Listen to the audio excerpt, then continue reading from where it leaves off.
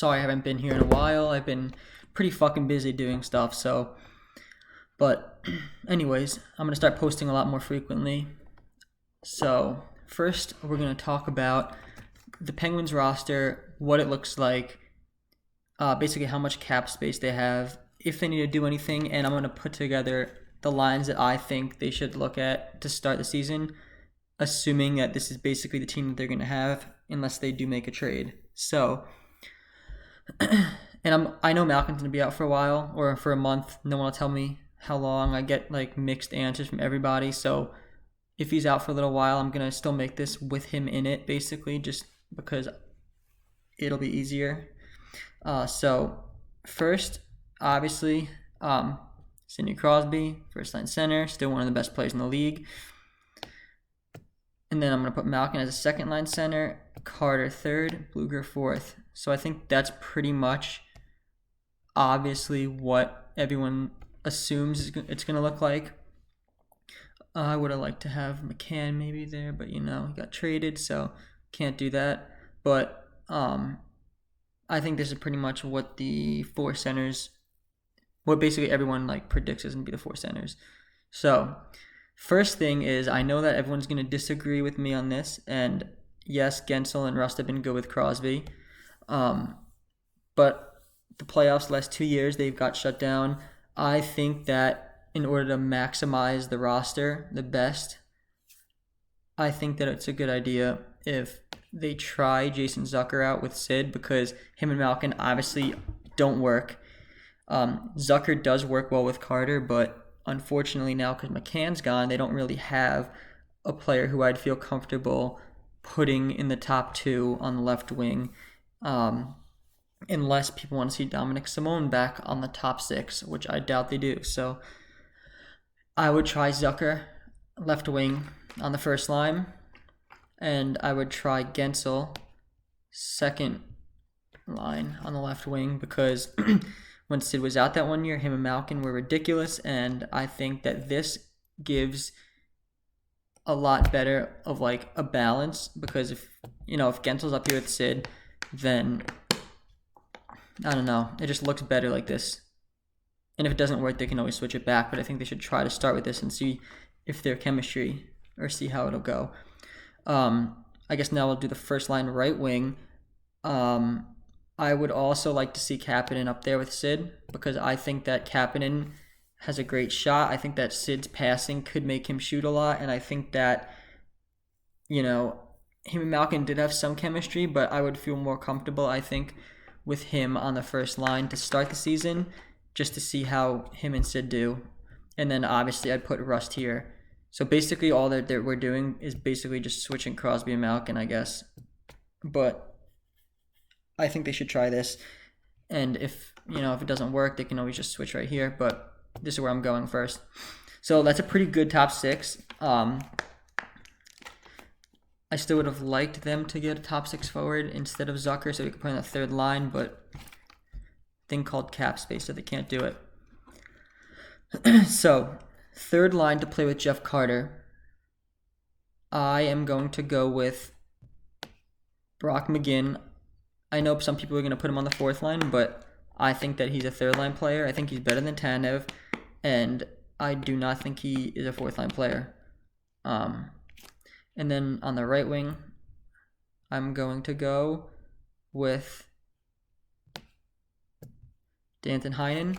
So a lot of people don't realize that he had 3 30-point seasons on Boston, right? Which is, he actually had one 40, I think it was 47 points, and then 2 30-point seasons. Then he got traded to Anaheim, and then obviously because he was on Anaheim, his numbers went down. But I think if he plays on this third line, if he's with Jeff Carter and McGinn, I think he could potentially get back up to 30 points, which would be huge for a third line player. I'd like to start him there. And then obviously with Blue, we're putting Aston Reese, who, thank God, just got signed. I would have liked it to be longer than a year, but it is what it is, which leaves a lot of opportunity on the right wing here. So we can either go with Zohorna on the right wing, depending on how he does in training camp, and if they see him improving, they can go with Rodriguez there. they can also go with Dominic Simone there. So I would say one of these three players will probably start there, unless let's see. So unless like he's ready, unless Poulin's ready. I mean, there's a lot of options that can go there, but I think that the top 9 here, and Blueger and Aston Reese, I think is what I would start with, and then kind of just fill in that right wing spot. So now for the defense, and obviously I guess Lafferty is the 5th center. So for the defense, I think it's pretty obvious that the first pair is going to be Letang and Dumoulin again, as it should be. I don't really have to say anything much about that. The second pair, as of now, is going to be Pettersson and Marino. And then the third pair, as of now, is going to be Matheson and I'm going to say Ruedel with Friedman as the extra. So I know, Pierre-Olivier Joseph could probably start, but he's not going to be able to start unless one of these two players is traded, because they're not going to... Let me grab him quickly. They're not going to play him and bench one of those two players. Oh, there it is. Yeah, so they're not going to play him even instead of Matheson. They're not going to play him and bench a $5 million player. So I think that one of these two guys needs to be traded in order for him to get his ice time. So I guess we'll see what happens. And then Mark Friedman, is the extra D there. I'm fine with Ruedel getting the spot. I think he's good, so I don't really have any issue with the right side at all. I think it's a pretty good right side, No one has all-star players on their third defensive pair anyway, so. And then Jerry into Smith. Love to see it, right? I mean, hopefully because of the new goalie coach, hopefully Jerry will improve. If not, we know Jerry sucks, which I feel like we kind of know already. But if he improves, then we'll see what happens. So that is my idea of what the starting lineup is going to look like. Obviously, right now, this team's over the salary cap. Yeah, it's over by $1.4 million because not all these players are going to be on the roster. This had Simone off the roster and Pierre-Olivier Joseph off the roster. So this was what they had here with about 100,000 cap space.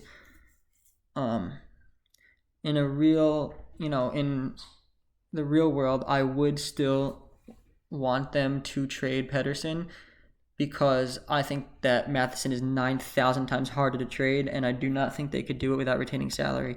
So the only way is for them to trade Pettersson, and which if they did, they would trade Pettersson, and it would allow Joseph to move up here with Ruedel, which I would be fine with once again.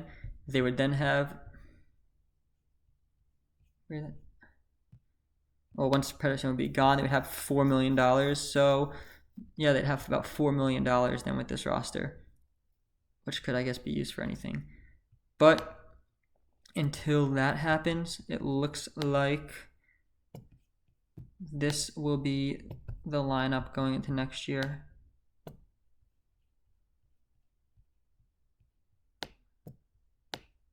That's what I would guess. Rodriguez on the 4th line.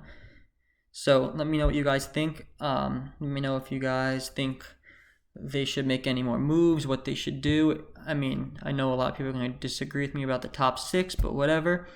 And I will be back with another video tomorrow.